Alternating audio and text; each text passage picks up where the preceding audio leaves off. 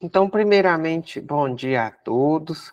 Para a gente poder fazer o nosso início aí juntos, vamos entrar em oração, pedir a Jesus, nosso mentor primeiro, nosso guia e modelo, que possa nos auxiliar nesse momento, nos dando o benefício da companhia de seus emissários de luz, para que o estudo de hoje transcorra da melhor forma possível. Que os mensageiros do bem possam nos ajudar a vivenciar a mediunidade com a clareza que o Evangelho nos convida. Que possamos reformar nossa mente e nosso coração, da forma como o ser espírita nos possibilita. Mas, enfim, que tenhamos a coragem de sermos melhores todos os dias, rompendo com as ilusões do corpo e da alma, rompendo com as ilusões que depositamos sobre nós, nos fazendo ir de ao encontro à verdade. Agradecemos pela oportunidade, agradecemos aos espíritos mentores de nossas casas, aos mentores individuais de cada um de nós, e que essa oportunidade de estudo seja para o nosso refazimento, mas também para o nosso tratamento e crescimento. Que assim seja.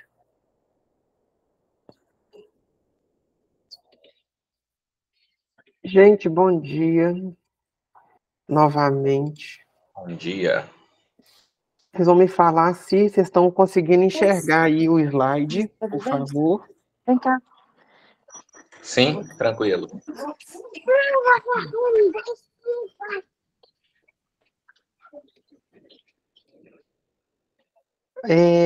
Lembrando, então, que o nosso estudo ele é gravado, e eu sempre volto nesse assunto, porque depois a gente vai colocar eles disponíveis no YouTube, para quem não conseguiu assistir ele no presencial, tá?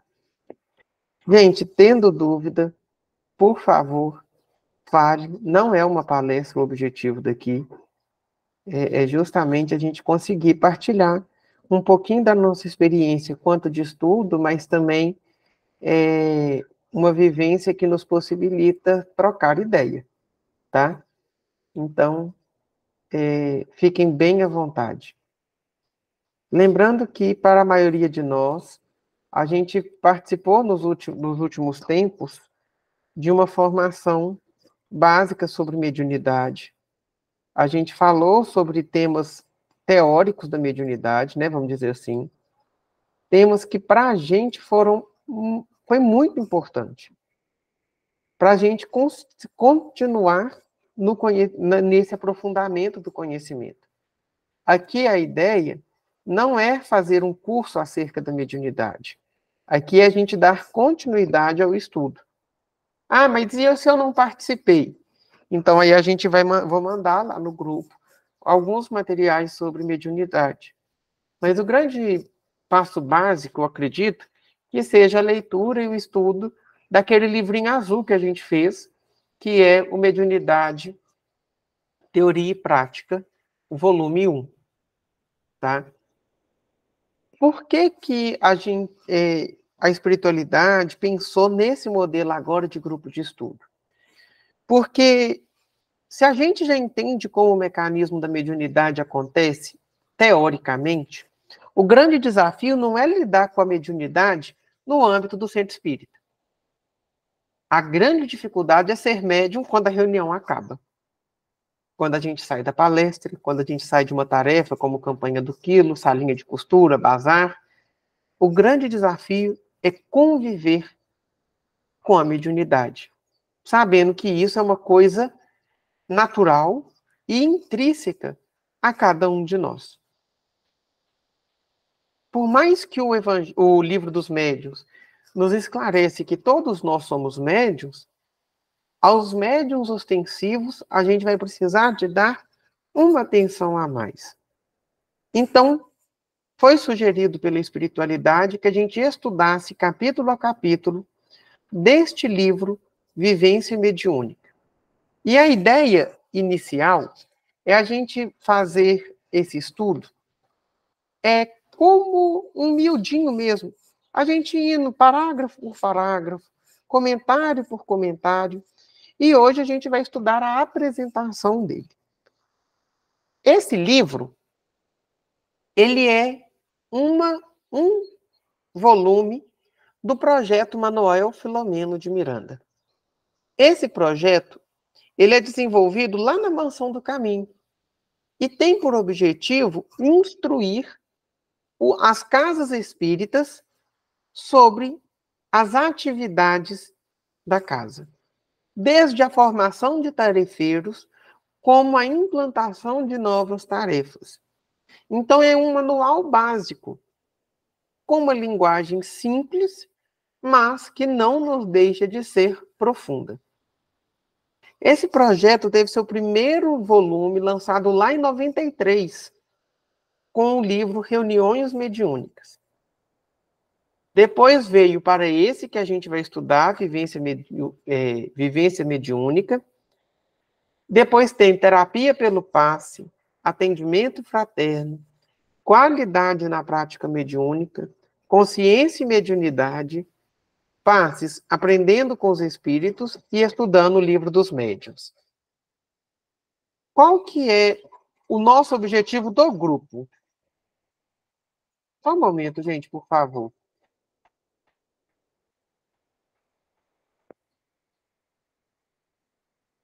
Qual que é o nosso objetivo do grupo? É estudar a mediunidade. Então, quando a gente fala que nós vamos estudar a mediunidade, a gente também tem um desafio aí, que é pegar textos, pegar livros que vão nos possibilitar esse estudo. E aí a gente vai entrar no texto.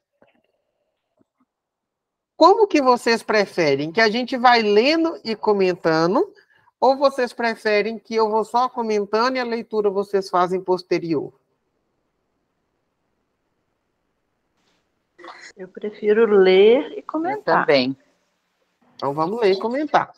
Quem está com o livro, então, é esse livrinho aqui. Vamos lá. Gente, eu não tenho livro.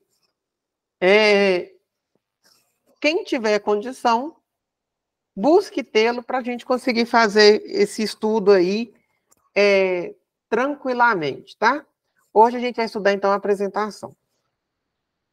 Essa apresentação, primeira coisa que tem que ser dita, ela não foi escrita pelo grupo do Projeto Manuel Filomeno de Miranda, que é um grupo de pessoas estudiosas da doutrina que se reúnem para fazer esses livros. Essa apresentação foi psicografada por Divaldo, pelo espírito de Joana de Ângeles, em 3 de novembro de 1993, lá no Centro Espírito Caminho de Redenção, lá na Mansão do Caminho. Ok? Então, vamos para a mensagem de Joana de Ângeles. Estudando a paranormalidade humana, com critério e austeridade, Allan Kardec anotou no item 159 do capítulo 14 de O Livro dos Médiuns que todo aquele que sente, num grau qualquer, a influência dos espíritos é por esse fato médium. Então, vamos começar a refletir parágrafo por parágrafo. Gente, a gente estudar a mediunidade é sempre importante, mas a obra básica para o estudo da mediunidade sempre vai ser o Livro dos Médiuns. Entendendo essa necessidade de aprofundar no Livro dos Médiuns, a Federação Espírita Brasileira pôs no Spotify um podcast de estudos semanais sobre o Livro dos Médiuns. Não sei se vocês conhecem. Que você pode ir para o seu dia a dia escutando quem quiser. E se depois, se vocês quiserem, eu também posso mandar o link lá para vocês ouvirem.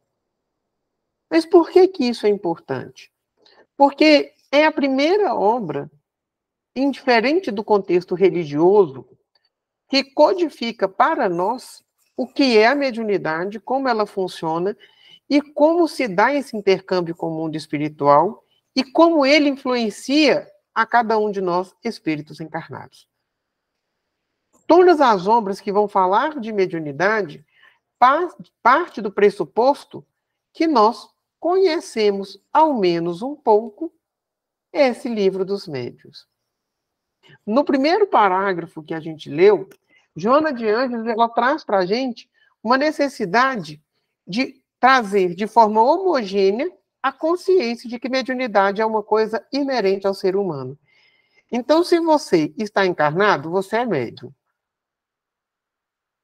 Ah, mas essa fala pode parecer, sim, pesada, mas não é. Sabe, gente? O ser médium é inerente a cada um de nós. Ser médium é natural. Agora, como essa mediunidade vai se manifestar? Aí sim, vai ser diferente em cada um de nós. E Joana de Ângeles continua. Analisando a mediunidade, o ínclito codificador esclareceu que a sua expressão orgânica não constitui privilégio, antes é uma faculdade do espírito cuja condução depende dos valores éticos daqueles que a possuem. Então,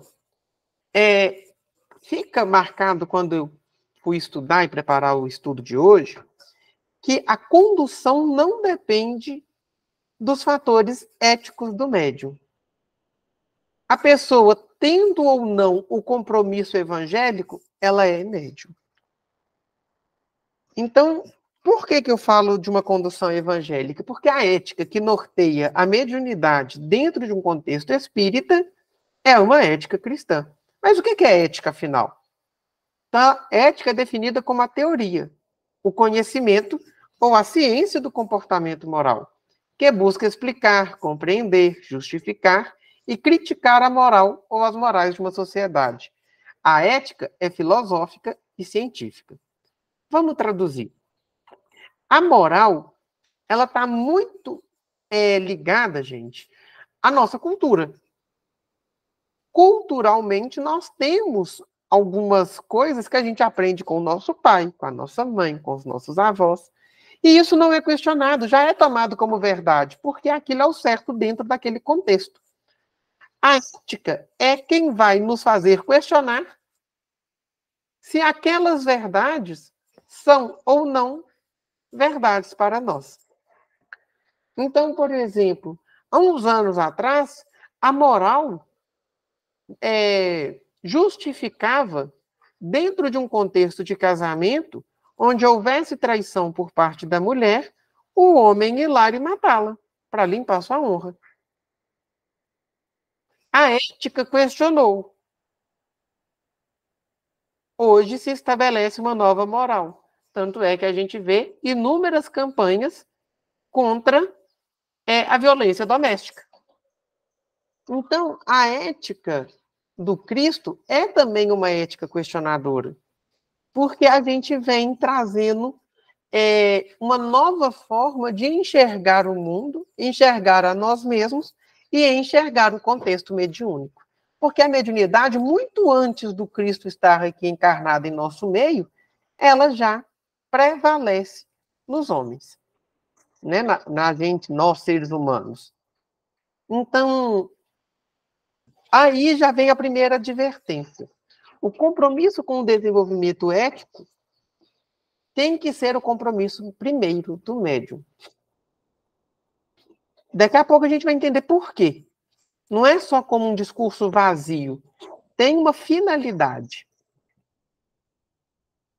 Vamos voltar ao texto. Desse modo, ela está presente na quase totalidade dos indivíduos e em todo lugar, desvinculada de quaisquer conquistas morais ou de outra natureza. Então, vamos lá. Quando a gente fala da questão moral, a gente pode falar sobre a moral espírita. Então, quando a gente troca o atendimento mediúnico por dinheiro ou qualquer outra coisa, nós estamos sendo imorais de acordo com a moral evangélica. Ah, mas na outra religião, gente, a gente está falando da nossa. Vamos preocupar só com a nossa. No Evangelho segundo o Espiritismo, já nos deixa claro que não se cobra aquilo que a gente recebe de graça. E como que eu vou cobrar um atendimento espiritual com um espírito, se eu não sei se na hora que eu agendei, ele vai estar ali? E quem disse que se eu cobrar, ele vai vir? O médium é medianeiro. Ele é intermediário. Ele não faz nada sem o espírito. Por isso que dá muita brecha ao charlatanismo mediúnico. Porque o médium, sim, vai, desce e quer fazer da mediunidade profissão. E, uma vez, uma mentora espiritual, numa casa que eu frequentava, disse assim: se você tiver que escolher entre a mediunidade e o trabalho para seu sustento, escolha o trabalho. Então, essa fala fica marcada porque esse é o compromisso de cada um de nós. Mas, dentro da possibilidade, não vamos deixar com que nossas dificuldades enquanto espíritos encarnados interfira na forma como a gente lida com a mediunidade. E uma outra diferenciação, por exemplo, que eu coloquei foi as diferenciações religiosas. Então, se outras religiões trabalham diretamente com a mediunidade, como Umbanda e Candomblé, mas de forma distinta do espiritismo. Mas a gente olhar aos grandes santos católicos, a gente vê mediunidade ali viva. Já até falei uma vez com vocês que a gente tem um livro da Federação Espírita Brasileira que fala Mediunidade dos Santos. E a gente vê o estudo, de acordo com o livro dos médiuns, da análise da mediunidade de santos da Igreja Católica. Quando a gente vê pastores evangélicos trazendo pregações ou revelações do Espírito, como eles dizem, revelações do Espírito Santo, também é uma forma de mediunidade. Porque mediunidade é do homem, não do espiritismo. Então, a gente cria uma consciência também de que viver a mediunidade é muito além de uma doutrina, porque ela nos leva a respeitar a forma de manifestação na religião do outro. Sendo, no entanto, um instrumento que propicia o progresso, por cujo intermediário ocorrem as demonstrações da imortalidade e todo um elenco de contribuições para a felicidade humana, a sua condução exige requisitos graves, do que resultam as bênçãos que se anelam, exercitando-a com elevação. Vamos lá no Livro dos Espíritos, questão 779. Perceba que Joana de Ângeles coloca a mediunidade como inerente ao homem, mas também coloca uma finalidade para essa mediunidade, que é o progresso. Kardec pergunta aos espíritos: a força para progredir áurea o homem em si mesmo, ou o progresso é apenas fruto de um ensinamento? Os espíritos respondem: o homem se desenvolve por si mesmo, naturalmente, mas nem todos progridem simultaneamente e do mesmo modo. Dá-se então que os mais adiantados auxiliam o progresso dos outros, por meio do contato social. Gente, existe uma centelha em nós que nos faz progredir, que nos faz querer adiantar, que nos faz querer transformar enquanto espíritos. Isso, por exemplo, no contexto mediúnico, é o nosso querer ser melhores médiuns todos os dias. Estar em ação de acordo com esse mandato que a gente pediu no plano espiritual quando fomos encarnar. Mas também o contato social é para nós uma alavanca de progresso. E esse contato social se dá com outros espíritos encarnados ou não. Então, para quem participa de uma reunião mediúnica ou tem uma mediunidade e consegue ter contato com os espíritos, quanto conhecimento e quanto aprendizado a gente não tem. E da mesma forma, num círculo de amigo ou familiar, a gente também tende ao progresso. E Joana coloca uma frase assim, um trechinho: exercitando-a com elevação. Não é exercitar a mediunidade de qualquer forma, é com elevação. E nos livros do médium, na segunda parte, capítulo 20, tem lá no item 11A, uma outra pergunta que Kardec faz. Quais as condições necessárias para que a palavra dos espíritos superiores nos chegue isenta de qualquer alteração? Olha o que os espíritos colocam. Querer o bem, repulsar o egoísmo e o orgulho. Ambas essas coisas são necessárias. Gente, que desafio. Exercitar coelevação é o médium interferir o mínimo possível na comunicação dos espíritos superiores. E o caminho para isso é querer o bem, repulsar o egoísmo e o orgulho. Ou seja, é ter coragem de desconstruir o nosso eu para edificá-lo novamente a partir de bases morais cristãs. Por isso que ao médium estudar não deveria ser facultativo. Deveria ser um compromisso pessoal no seu exercício. O perfeito conhecimento dos objetivos da mediunidade equipa o intermediário para a desincumbência do compromisso assumido antes da reencarnação. E o seu menosprezo acarreta problemas muito complexos, interferindo na existência de seu portador. Vamos lá. Qual que é o objetivo, então, da mediunidade? E a gente pode ler assim. O principal objetivo da mediunidade é a evolução moral da humanidade. Por isso, a cada dia vê-se multiplicar o número de criaturas com possibilidades mediúnicas afloradas em todos os lugares, em todas as classes sociais, sendo que o progresso da humanidade somente se dará com a melhoria individual do ser humano. Nesse caso em especial, o médium tem uma atuação essencial, pois são como árvores destinadas a fornecer o fruto do alimento espiritual a seus irmãos. Olha que trecho que dá para a gente fazer uma palestra, né? Porque se a mediunidade é a alavanca moral, ela primeiro alavanca moral para o próprio médium. E aí a gente cria uma dificuldade do médium ser aquele moralista que só fala para o outro. E se coloca num pedestal de quem ele é o intermediário de espíritos superiores. Não, gente. O médium normalmente é o espírito mais doente espiritualmente. Porque, igual eu sempre brinco, uma doença leve não leva ninguém ao CTI. A mediunidade é o CTI da alma. Então, quando o médium é consciente, ele tem por objetivo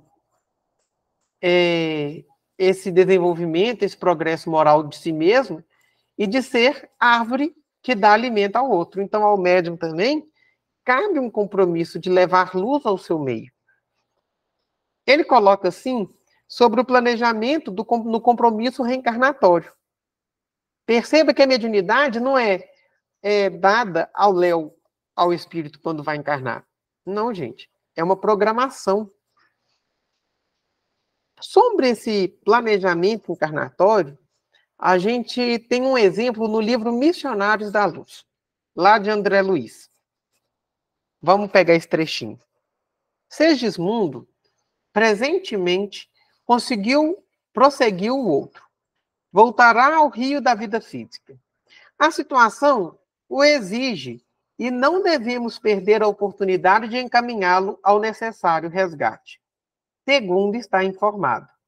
Raquel, a própria criatura que ele desviou em nossa época de laços afetivos mais fortes, e Adelino, o infeliz marido que o nosso irmão assassinou em lamentável competição armada, já se encontram na crosta desde muito, e há 4 anos religaram-se os elos do matrimônio.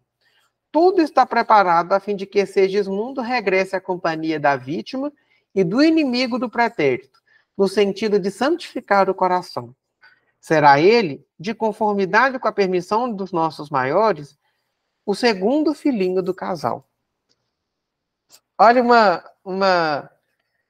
um exemplo da preparação de um espírito para encarnar, para que se torne filho daquele que anteriormente, uma vida pretérita, aquele espírito tinha assassinado, para reconstruir os sentimentos, reconstruir o coração e trazer por amor aquilo que foi destruído no ódio. Então, A mesma coisa é com nós, cada um de nós que somos médiuns. Houve uma programação espiritual onde nós estávamos com um grau de consciência muito mais amplo, porque não tínhamos a matéria como ilusão e nem como essa forma mais grosseira de nos impedir chegar aos sentimentos mais profundos. Então não adianta o médium falar, nossa, quando eu pedi isso, eu devia não estar bem da cabeça, não. Eu quero pegar esse compromisso reencarnatório e levar lá para o PROCON da espiritualidade. Eu quero revisão de contrato. Não adianta. Porque ao exemplo de Segismundo, nós pedimos, com os nossos mentores avaliamos, e espíritos superiores ainda testificaram de que aquele compromisso era ideal para o nosso desenvolvimento. Então não adianta tentar fugir da responsabilidade, que nunca vai dar certo. E nesse parágrafo ainda, Joana coloca um outro esclarecimento sobre o menosprezo da mediunidade. Gente, isso acontece todo dia. A gente conhece inúmeras pessoas que sabemos nós da sua capacidade mediúnica, de serem médiuns ostensivos e falam, eu não quero. Eu não vou querer esse compromisso. Gente, ninguém com juízo quer. Porque é um compromisso enorme. É falar muito mais não do que sim. Mas se já somos, não vamos perder a oportunidade, porque foi muito difícil para a gente estar aqui encarnado.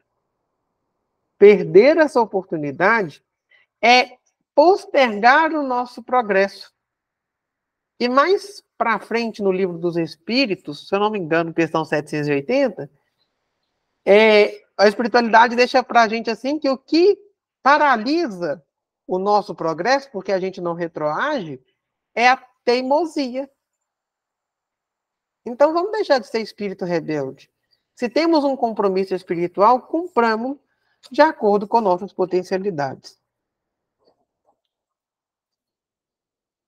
E aí, ela vai continuar.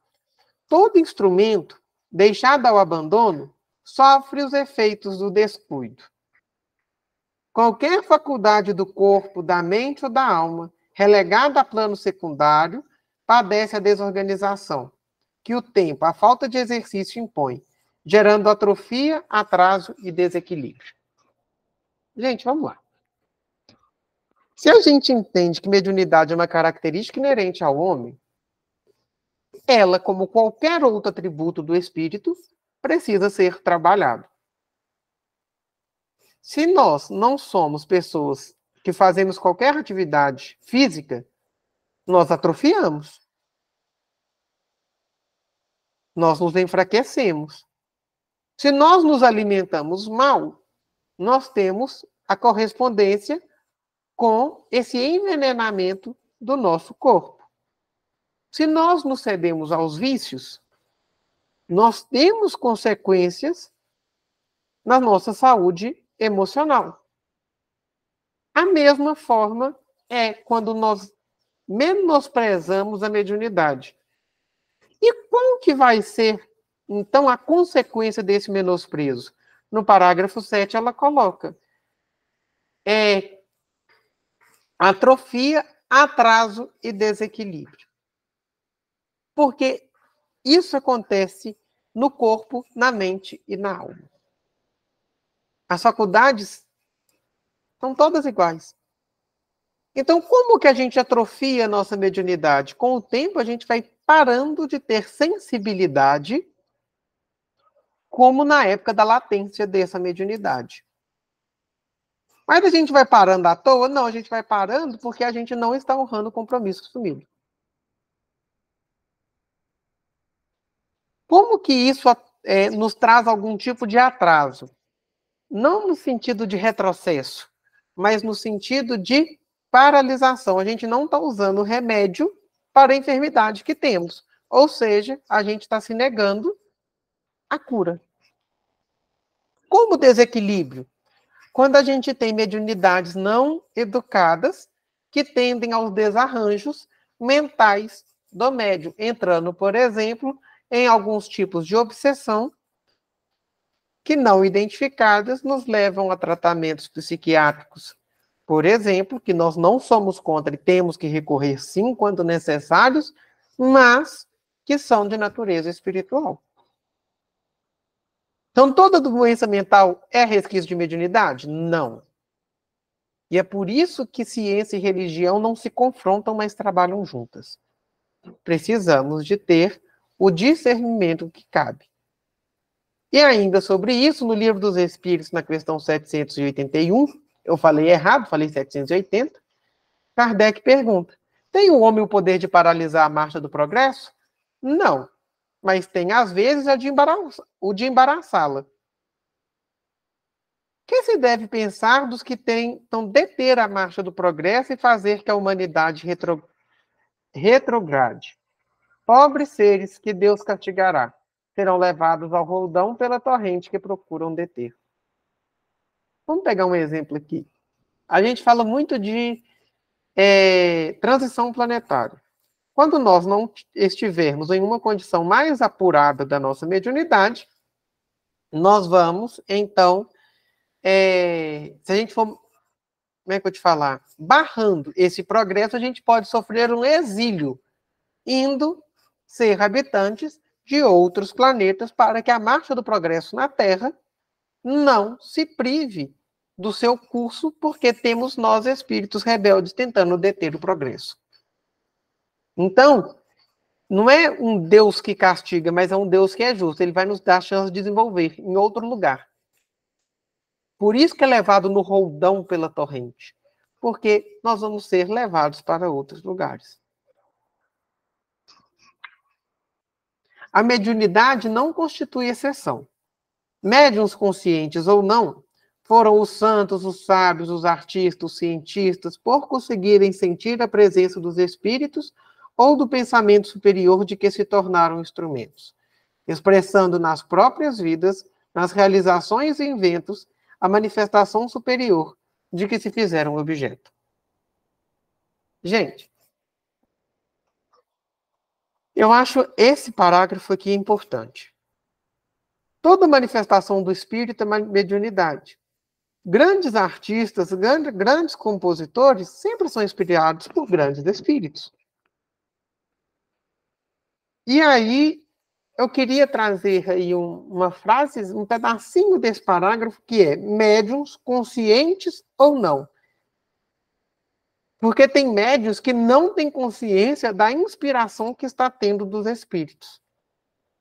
Lá no Livro dos Médiuns, na primeira parte, capítulo 16, Kardec coloca assim: médiuns naturais ou inconscientes, os que produzem espontaneamente os fenômenos sem intervenção da própria vontade, as mais das vezes a sua revelia. Então, o médium inconsciente é aquele, nesse contexto, tá, gente, que vai trazer a informação da espiritualidade, vai ser intermediário, mas às vezes sem se dar conta de que está sendo inspirado. E os facultativos ou voluntários, ou conscientes, os que têm o poder de provocar os fenômenos por ato da própria vontade. Qualquer que seja essa vontade, eles nada podem se os espíritos se recusam, o que prova a intervenção de uma força estranha.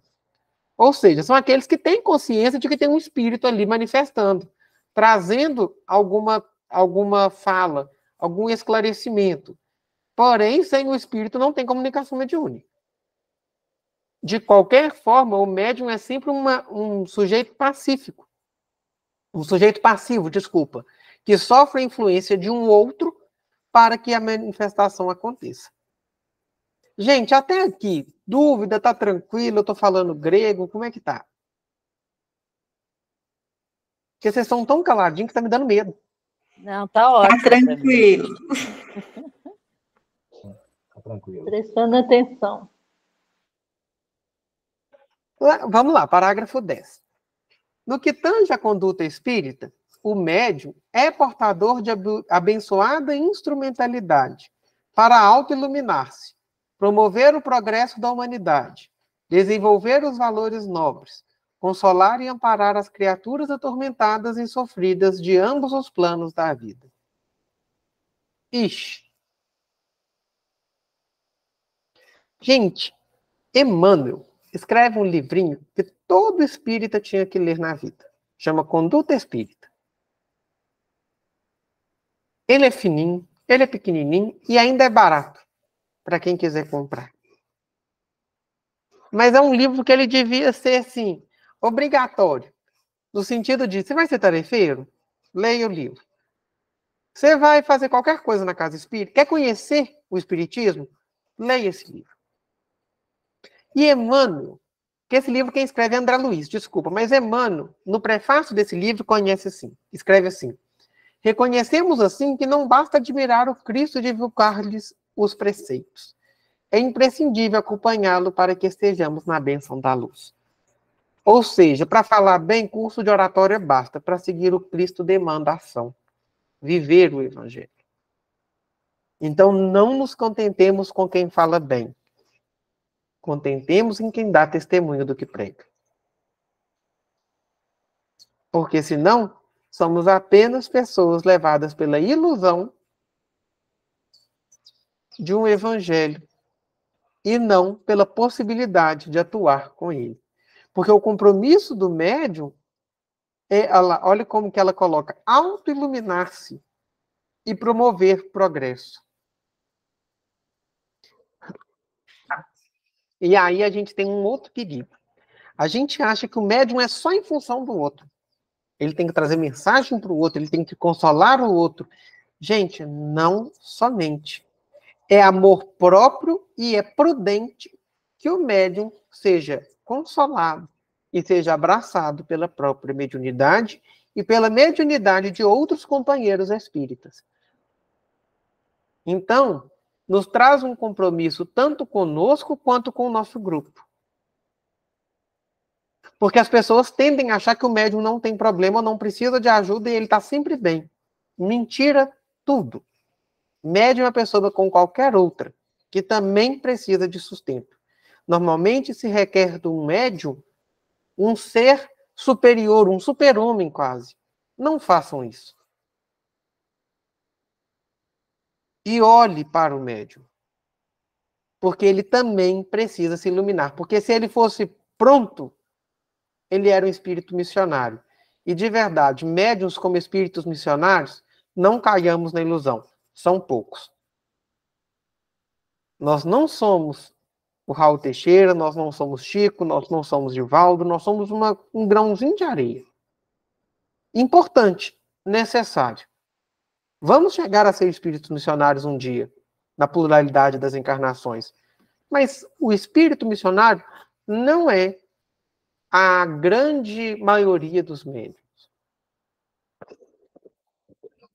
E Joana continua. Assim, o indivíduo é médium em todos os momentos da existência física e não esporadicamente, durante as reuniões de que participa.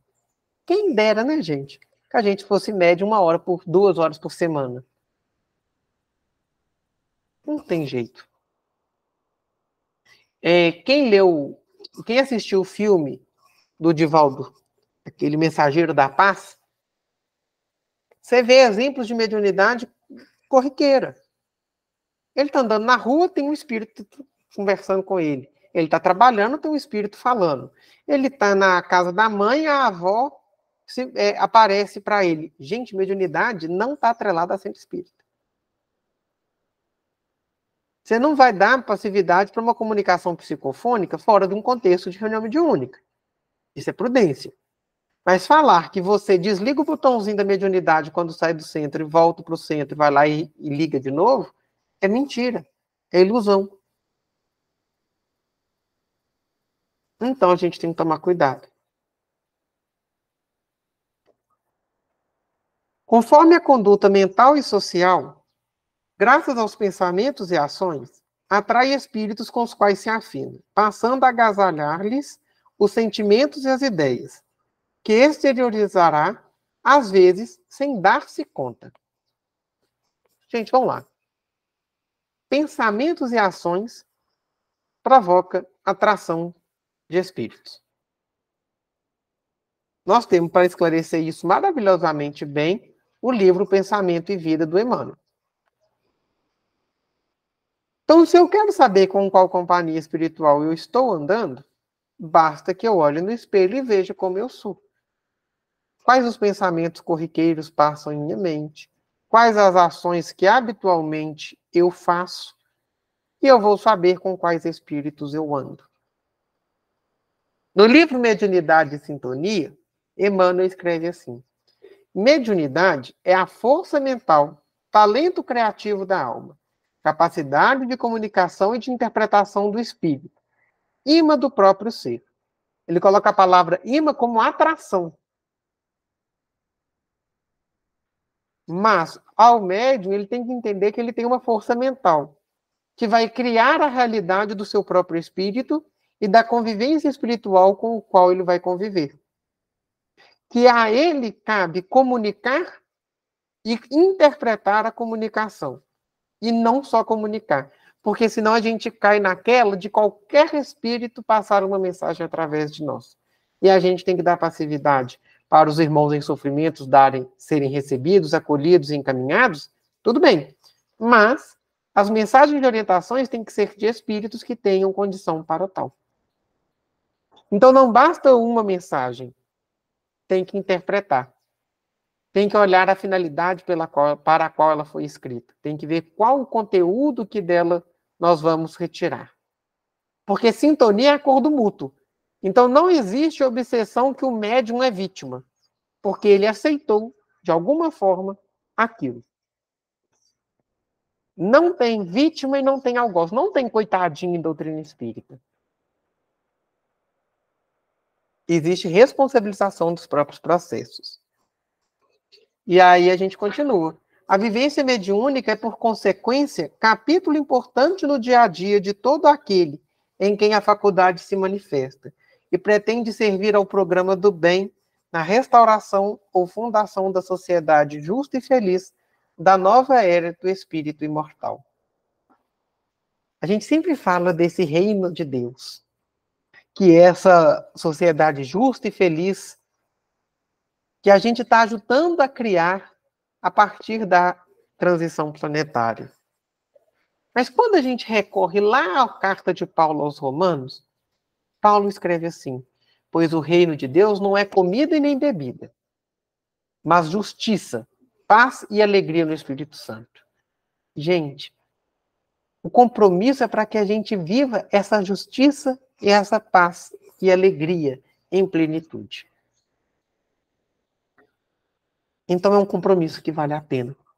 Nessa construção do reino de Deus, que Jesus já falava que seremos um dia enquanto planeta Terra, a partir do nosso compromisso individual de seguir o Cristo.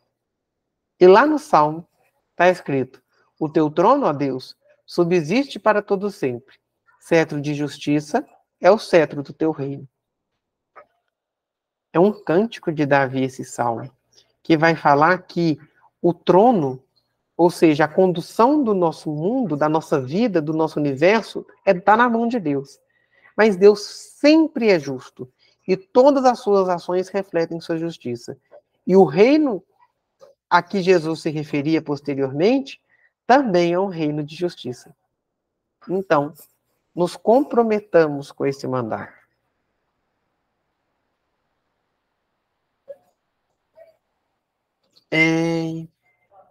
Vamos lá. Eu estou de olho aqui no tempo. A disciplina constitui um elemento importante para que outros deveres se apresentem, favorecendo a desincumbência do ministério abraçado. Graças a seu exercício correto, torna-se imediata a luta pela superação do egoísmo e seu séquito nefando, sempre responsáveis pelas ocorrências desditosas entre os homens. Como antídoto a esse terrível adversário íntimo, a experiência do amor solidário e a adaptação ao sentimento de uma humildade real fazem-se indispensáveis para o desenvolvimento de outras virtudes, que formam um conjunto de recursos auxiliares para conseguir-se a vitória. A vivência mediúnica saudável é a consequência da conscientização do compromisso, que se adquire através do estudo da própria faculdade, da meditação acerca das suas finalidades, quanto da irrestrita confiança em Deus. A vivência mediúnica será expressa na ação dignificadora, que constitui recurso precioso para a pacificação íntima e a felicidade. Médiuns existem de todos os quilates e portadores das mais variadas faculdades.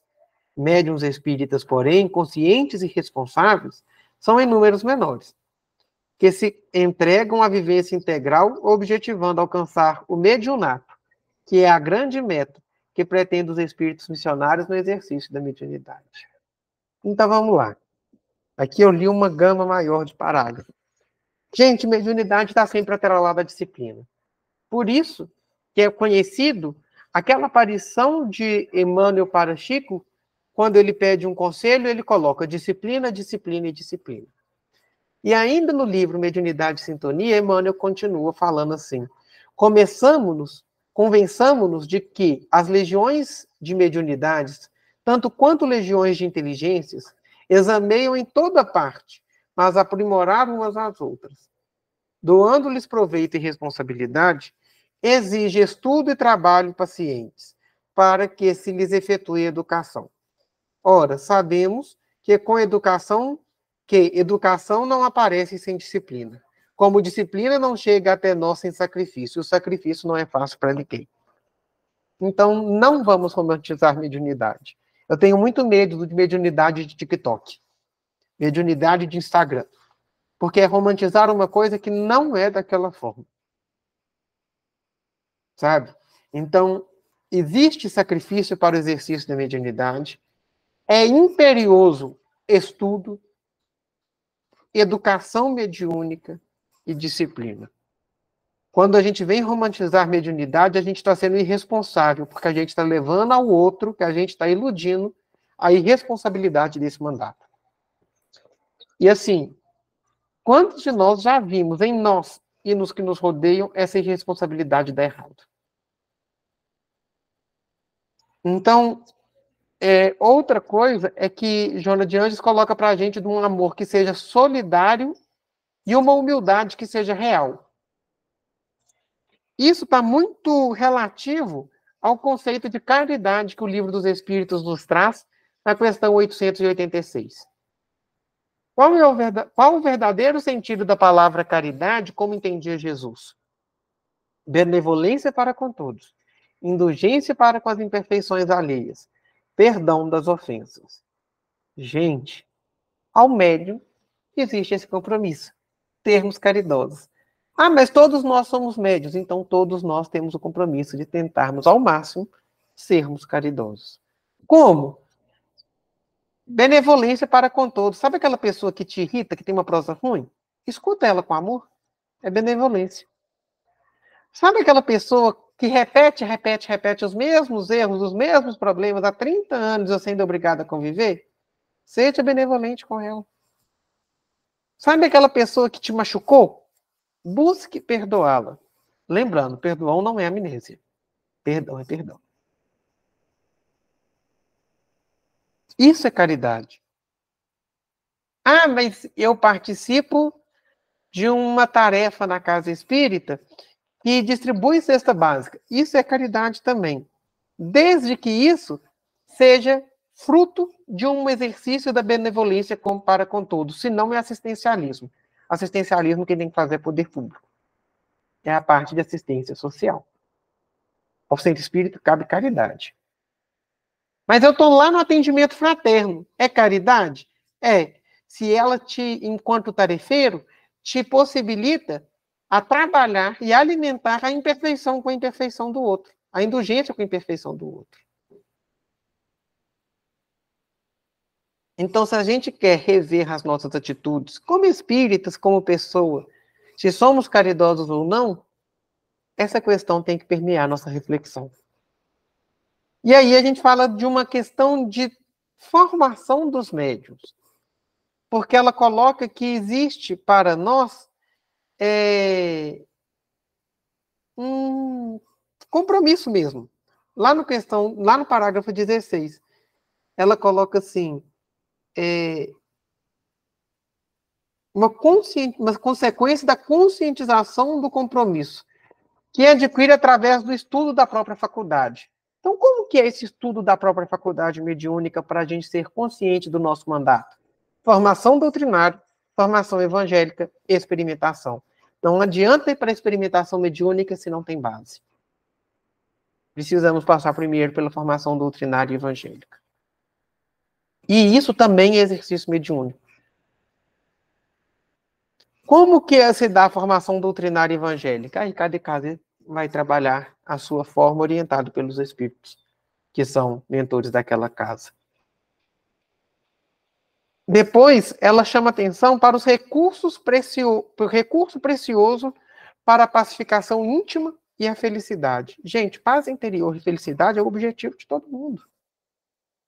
Quem de nós não quer ter paz de espírito?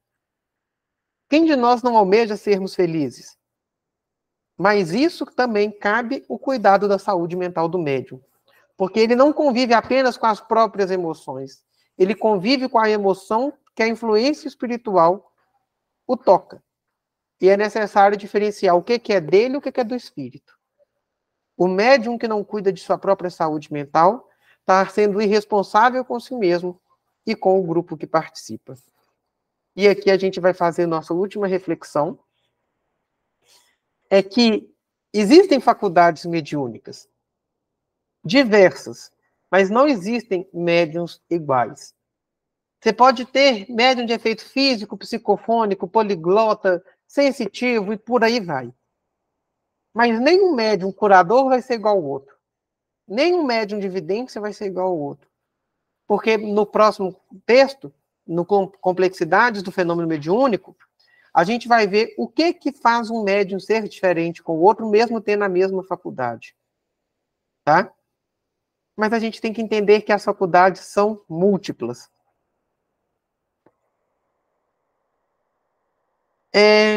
Vamos lá, nos últimos parágrafos. Neste opúsculo, por seus autores, que têm experiência e vivência mediúnica, encontram-se estudados vários assuntos que contribuirão para o exercício correto da mediunidade, sob a ótica da doutrina espírita, direcionada pela moral pregada e vivida por Jesus, assim como pelos seus primeiros discípulos, todos eles médiuns, inclusive o Senhor, que era de Deus, vivenciando-lhe a mensagem. Ou seja, Jesus era o médium de Deus, ele esclarecia para nós aquilo que o Espírito Maior, que é Deus, queria trazer à humanidade. E esse é o objetivo dessa obra que a gente vai começar a estudar, nos trazer uma contribuição para o correto exercício da mediunidade. Confiando que estas breves páginas alcançarão as mentes interessadas na vivência mediúnica e os sentimentos que buscam realização íntima, rogamos ao Mestre que nos abençoe e nos guarde sua paz. Ou seja, precisamos de, para estudar, ter interesse. Os espíritos não dão para a gente uma pílula chamada interesse. Ele desperta em nós o interesse. Dar continuidade na busca do estudo é compromisso individual. E ele fala da reforma íntima, que é esse aprimoramento dos sentimentos. Então, mais uma possibilidade que essa obra vai nos trazer. Gente, a gente termina aqui a apresentação. Alguém quer falar alguma coisa, trazer sugestão?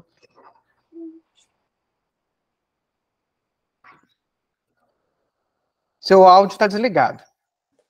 Eu não sei como é que nós vamos dar conta depois dessa. O que vocês acham? Que a gente tem que colocar a régua lá em cima, muito maior do que essa que eu coloquei, para a gente continuar estudando. Ai, misericórdia, Senhor. Boa sorte. Eu já li o meu texto 2 vezes, eu falei, meu Deus, o que eu estou fazendo aqui? Nossa, já está me dando taquicardia. Já. Aos que precisarem de ajuda para estudar antes o tema, combina comigo um horário que a gente estuda junto. Mas no dia que for apresentar para o grupo, eu não tendo a falar nada. Pode parar. Não foi isso que você prometeu. Mas fazer o quê? A gente perde a mão entendendo que o espírita deixou o livre-arbítrio, às vezes, na mão dos mentores, porque se for na mão dele mesmo, faz trem errado. Tá? Oh, Deus abençoa. Mas foi muito bom. Ah, que bom, então. Foi Que maravilhoso. seja útil. É. Vamos fazer uma nossa aula. prece? Oh, o Luiz não conseguiu entrar porque ele não recebeu o link. Tá no grupo. Ah, não, Ele ele não não deve está estar no no grupo. Vou colocar ele aqui. Ele não entrou lá pelo link que eu coloquei, então. Mas Eu você vou- podia ter mandado para ele. Eu mandei só para o Murilo. Falei, o Luiz não conseguiu. Não, o Luiz mandou não para vi. você. Eu cheguei Gente, atrasada porque eu estava numa aula, não, tá? não Eu culpa estava não. no trânsito, tá? Até o curso começar, mas eu coloquei o link lá no Tarefeiros, viu? Ah, então, obrigado. Gente, foi bom, viu? Nivaldo, faz a prece para a gente encerrar? Levante nosso pensamento a Deus. Agradecemos mais um dia em nossas vidas. Ó Pai, Mestre amado, esses ensinamentos entre nossa mente e coração, possamos seguir adiante todos esses ensinamentos, possamos tratar a mediunidade com respeito, carinho, pois ela veio nos trazer essa oportunidade, nessa nossa reencarnação, de repararmos um pedacinho do nosso passado. Mais uma vez agradecendo, Senhor Jesus, por esses ensinamentos. Abençoe a cada um aqui presente, possamos ter a paz, a caridade e nossa evolução. Que assim seja, hoje e sempre. Que assim seja. Graças a Assim Deus. seja. Meus Graças irmãos, a gratidão. Muito obrigado. Até a próxima semana. Família agradece penhoradamente. Com Deus. Tchau, até a Beijo para próxima. todos. Beijo. Tchau. Próxima semana, quem é? Tchau.